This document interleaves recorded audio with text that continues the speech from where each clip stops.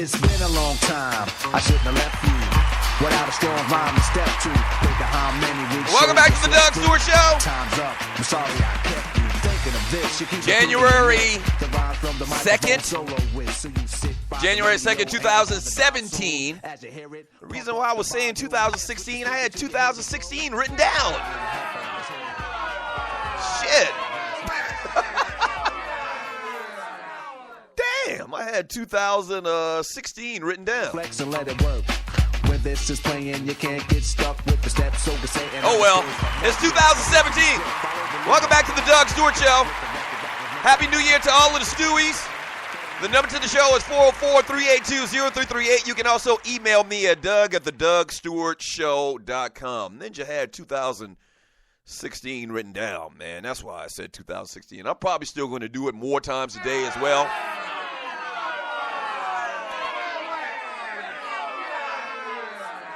There's a little transition period from 1 year to the next before you stop saying the previous year. So cut your boy some slack.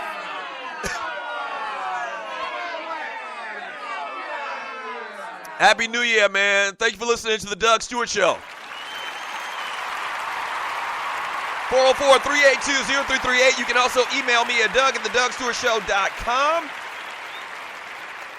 So one quick story. New Year's Eve, my baby girl, and I call her baby girl. She's not my real baby girl. She's a middle daughter, 20-year-old sophomore in college, Kayla.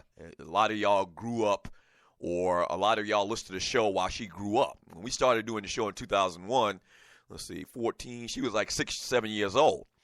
So New Year's Eve, about 7 o'clock, she comes downstairs at the house. Is like, is it okay if I go out to a New Year's Eve party?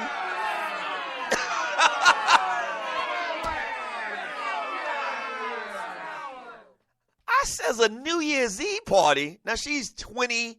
She's not totally legal, but she's 20. She worked downtown this summer. She drives back and forth to school. She's got her own apartment. I mean, she's 20, but it just hit me like a ton of bricks. Like, my baby girl is growing up. And she left the house at 10:30 and went downtown with one of her friends. She drove downtown with one of her friends to a New Year's Eve freaking party.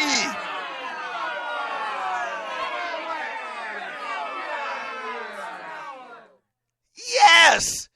I'm happy to report, though, that everything went fine, and, you know, I couldn't sleep a wink after New Year's Eve and Dick Clark and Ryan Seacrest and Mariah Carey and all of that stuff. I stayed up, watched TV, and waited patiently for her to come home, man, and she made it home. She actually came home earlier than I thought. Like, I didn't give her a restriction like, I need you to have your ass. I mean, she's grown. So I didn't say, you know, you need to be home by this, that, and the other. That's gone. She's pretty much a grown-ass woman now.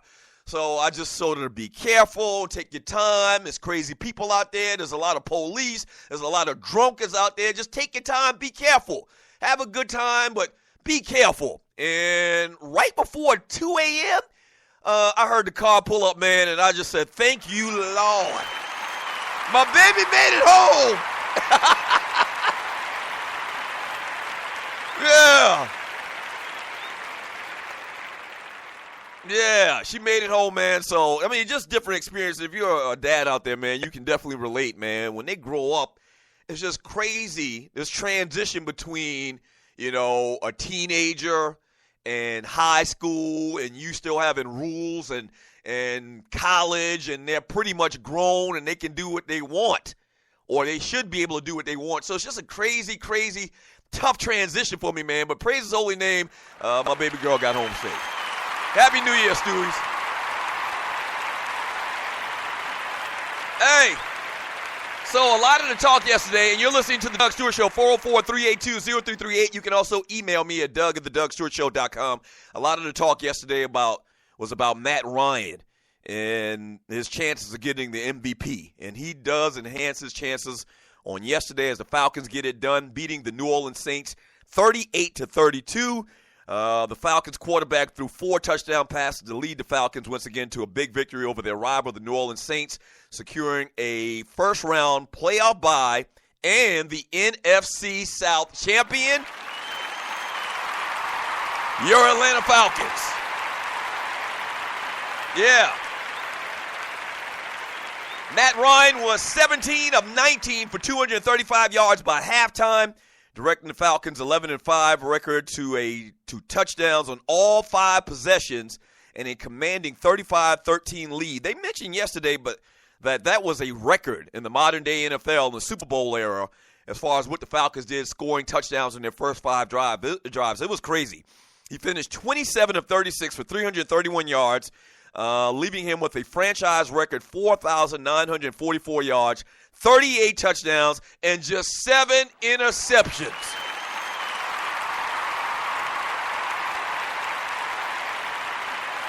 Yeah. Once again, the Falcons lock up the 2nd seed, only behind the Dallas Cowboys in the NFC. Matt Ryan threw scoring passes of 7 yards to Tevin Campbell, 1 yard to Julio Jones, and he also threw a touchdown pass to Mohamed Sanu and Justin Hardy. Devontae Freeman got a 75-yard touchdown run and also hauled him 3 passes of 55 yards. Them damn running backs for the Falcons.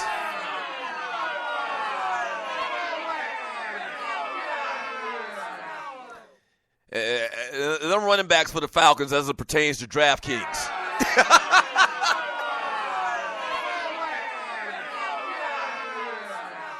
Like, there's a constant struggle every week when you playing fantasy football on DraftKings, man, daily fantasy football with the Falcons running backs, because 1 week is Tevin Coleman, the next week is Devontae Freeman.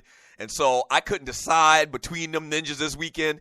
I actually had both of them in my lineup, and then I was like, nah, I'm not going to mess with them because usually one guy has a better game than the other, and so I didn't want to risk it. So I didn't draft any one of them, and both of them ninjas balled out of control. Ah!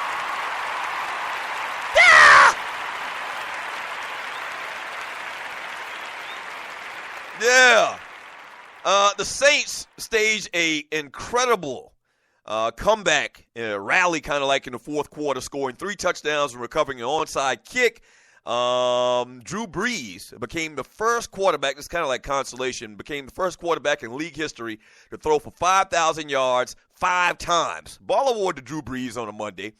He was 29 of 50 for 350 yards, giving him 5,208 yards on the season. Falcons rookie safety Keanu Neal. I call Keanu Neal the head knocker. Knocked out Willie Snead yesterday, man. Both of them kind of had like concussions. But Keanu Neal he's kind of like that dude, man, that center fielder out there, that presence where, you know, if you come across the middle, you're going to have to see Keanu Neal. I really love, and I've said this many times, and you're listening to the Doug Stewart Show, man, I love this young defense, man. They're young, and they make a lot of little mistakes because they are young.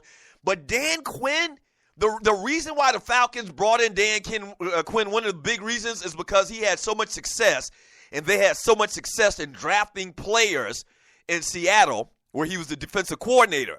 And they got faster, they got more quick, they got better athletes out there in Seattle, which helped them win Super Bowls, or win a Super Bowl, have an opportunity at a second Super Bowl.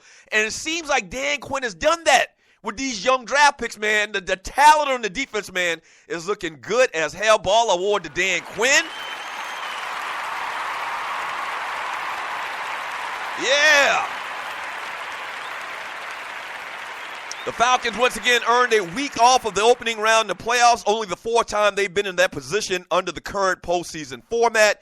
So the Falcons are in.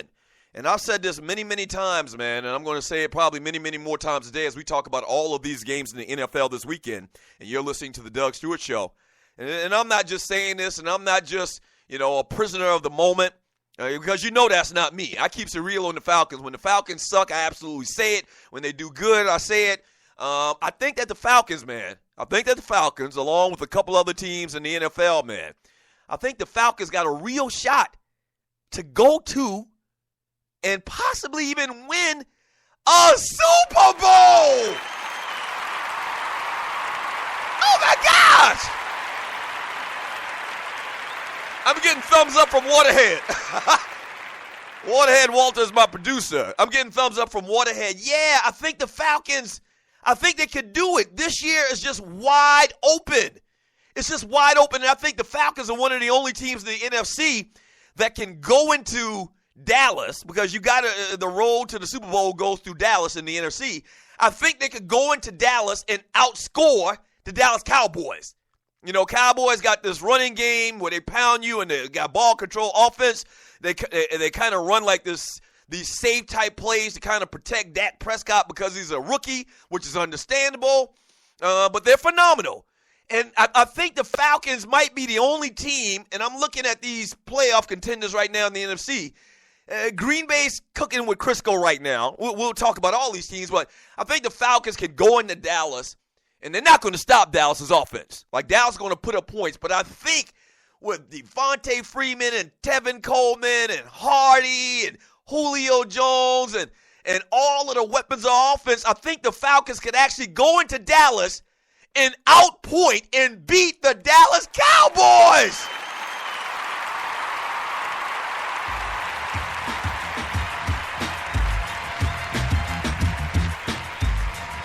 And once again, I am not a prisoner of the moment. I really do believe it.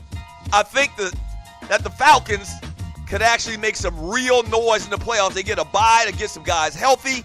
They're looking real good, man. What are your thoughts about the Atlanta Falcons? 404-382-0338.